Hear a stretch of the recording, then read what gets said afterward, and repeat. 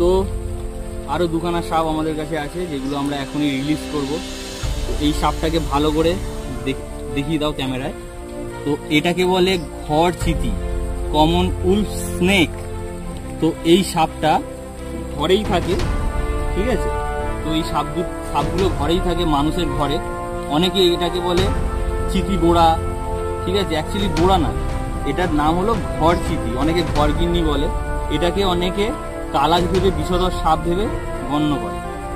তো এগুলো অ্যাকচুয়ালি বিষধর হয় না, এরা ঘরেই থাকে, বিষাক্ত পোকামাকড় খেয়ে মানুষের উপকার করে। তো এই সাপগুলোকে কেউ মারবে না, আর এই সাপগুলোকে বাঁচিয়ে রাখার চেষ্টা করো, কারণ এগুলো যত ঘরে থাকবে আপনার ঘর বিষাক্ত পোকামাকড় মুক্ত হবে। তো থ্যাংক ইউ। এই সাপগুলো আমরা এখানে এখন নেচারে ছেড়ে দেবো, এদিকে ছেড়ে দেবো।